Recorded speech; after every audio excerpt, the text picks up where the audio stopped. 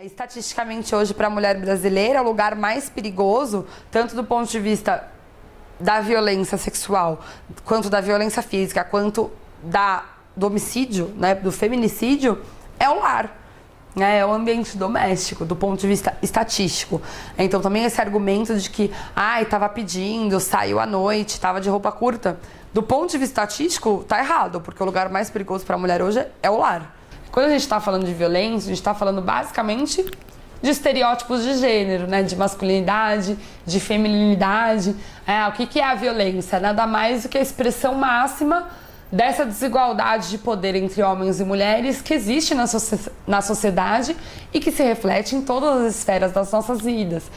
O feminicídio ele existe basicamente de ex-companheiros. Né? Quem são as mulheres, quem são os agressores que matam mulheres? São ex-companheiros dessas mulheres, né? Então, que não aceitam o fato de que elas deixaram, né, essa relação.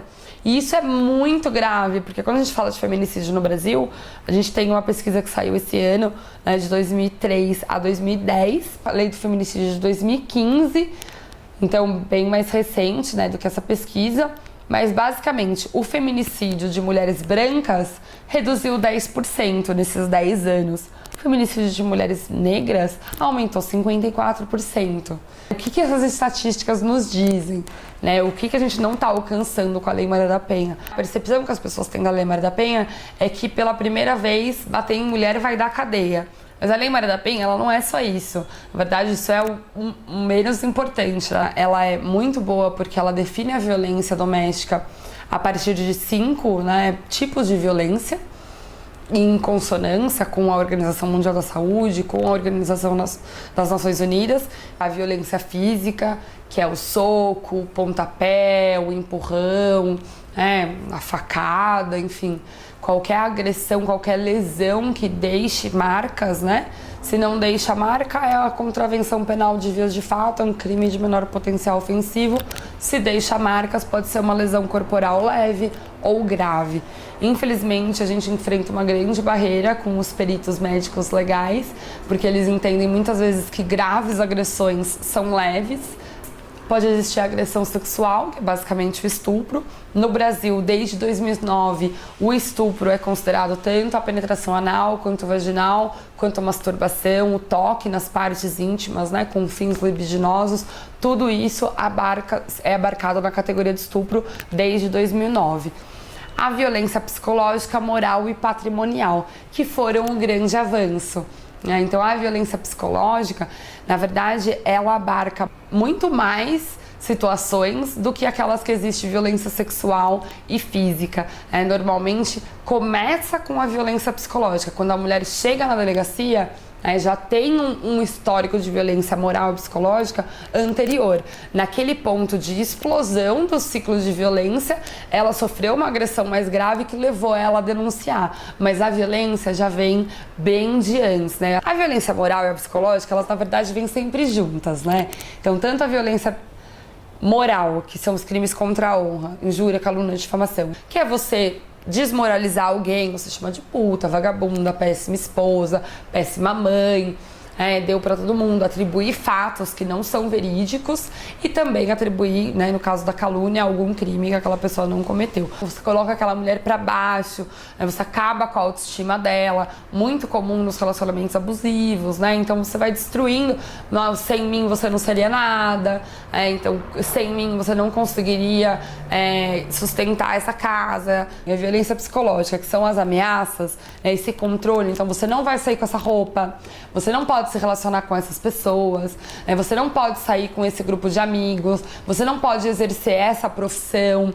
Se você fizer isso, eu vou acabar com a sua vida. Se você fizer isso, eu vou tirar os seus filhos de você, eu vou te largar. Essa constante, esse controle é a violência psicológica. E aí vem a violência, depois dessa fase de humilhação, né, no ciclo da violência, que vem a violência física. A violência física é uma explosão, né, a gente chama de fase de explosão, E a fase de explosão é sempre seguida do que a gente chama de fase de lua de mel, em que esse homem pede desculpas, pede perdão, entrega flores, leva chocolate, fala que vai mudar, fala que vai fazer terapia. E a mulher, ela não quer se livrar do homem, ela quer se livrar da violência. Então ela acredita, esse ciclo recomeça e invariavelmente, pode demorar 1 semana, 2 semanas, 1 ano, 5 anos, esse ciclo ele se fecha, né? Então voltam as humilhações, volta a violência psicológica. E a patrimonial também muito comum, que é o controle da autonomia da mulher, do corpo dela, da sexualidade dela, a partir do controle dos seus bens, que é aquilo que permite que ela tenha essa autonomia no mundo em que a gente vive, né? Então ele retém o cartão de crédito, ela também tem uma renda, mas ele que pega essa renda e dá para ela uma mesada. Às vezes as mulheres não percebem isso, né? A Lei Maria da Penha prevê a existência de juizados especiais para o enfrentamento da violência.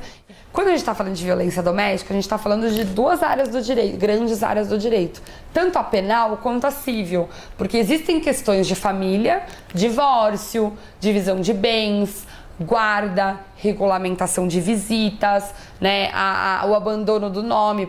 Tudo isso é civil, é família. E a agressão é direito penal. Então, a Lei Maria da Penha, ela prevê a existência de juizados mistos. É uma juíza ou um juiz que tem capacidade tanto penal quanto civil.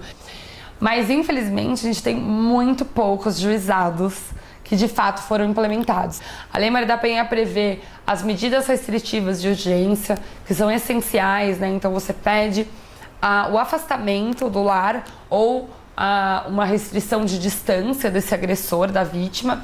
E por que isso é relevante? Isso vai proteger o agressor de chegar perto da vítima? Não tem como juiz nenhum, defensor, promotor, advogada nenhuma garantir, né? Mas com a restrição, a vítima pode ligar para a polícia militar e acionar a polícia não pela violência, mas pelo descumprimento da medida judicial de afastamento. E infelizmente, antigamente, as mulheres tinham que andar no começo, né, da Lei Maria da Penha, elas tinham que andar com a medida restritiva de urgência no bolso. A gente sabe que a polícia militar, nos primeiros 8 anos de aplicação da Lei Maria da Penha no estado de São Paulo, não tinha no seu sistema algo que identificasse os homens que tinham medida restritiva de urgência contra eles. Hoje aparece, porque o Ministério Público descobriu que isso não estava no sistema da polícia. Isso foi há 2 anos atrás. A mais conhecida é essa, a do afastamento. Várias mulheres e vários delegadas e delegados não sabem que a gente pode usar a medida restritiva de pensão provisória, ou seja, uma pensão alimentícia que é determinada pelo juiz ou juíza liminarmente, sem ouvir a outra parte, de pronto ele já defere uma pensão provisória até a conclusão do processo.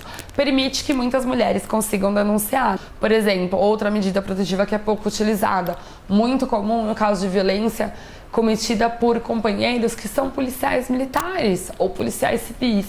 É muito comum. Essa mulher, que é companheira de um policial, ela tem mais dificuldade ainda de denunciar, porque ela pensa, ele é policial, ele tem porte de arma, eu não vou conseguir, eu vou na delegacia, todo mundo conhece ele, vai querer protegê-lo. Isso é muito grave. E uma das medidas restritivas de urgência é, por exemplo, a restrição do porte de arma, para o caso dos policiais. Mas, infelizmente, assim como muita coisa no direito, o plano legal do direito está aqui e o plano material da realidade está bem distante. Enquanto a gente achar que o agressor sexual e que o agressor doméstico também é um cara fora da curva, ele não é fora da curva, ele é aquele cara que parece super gente boa. Esse é o cara que está batendo na mulher, é qualquer um. Ele não tem um rosto, ele não tem um perfil. É um problema de saúde pública, é um problema estrutural. Ele não está acontecendo em uma casa, ele está acontecendo nessa casa, ele está acontecendo na casa da frente, ele está acontecendo na casa da rua de trás.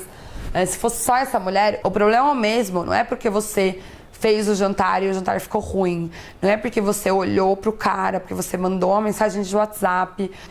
Esse não é o motivo. O motivo é o machismo, o patriarcado. O Supremo Tribunal Federal entendeu o quê? Que a Lei Maria da Penha não é condicionada à representação, que é interesse do Estado. Ou seja, se você fez o BO e depois você desistiu, não adianta, a ação vai seguir. Na prática, isso virou a realização de uma audiência preliminar na presença do juiz. E aí depende, né, se esse juiz é capacitado ou não para enfrentar a violência, aí ele arquiva ou não. Mas ainda assim, está no plano formal, ainda existe muito chão para a gente ter delegacias da mulher 24 horas no Brasil inteiro, para a gente ter juizados especiais de enfrentamento à violência no Brasil inteiro, para a gente ter delegacias da mulher capacitadas para não culpabilizar essa mulher, para não atribuir a violência a ela e não ao agressor, né, para não revitimizá-la, para não naturalizar a violência. Então, para ter programas de ressociabilização, né, de construção, de grupos reflexivos de masculinidade para esse agressor em todos os juizados, em todas as varas possíveis, né?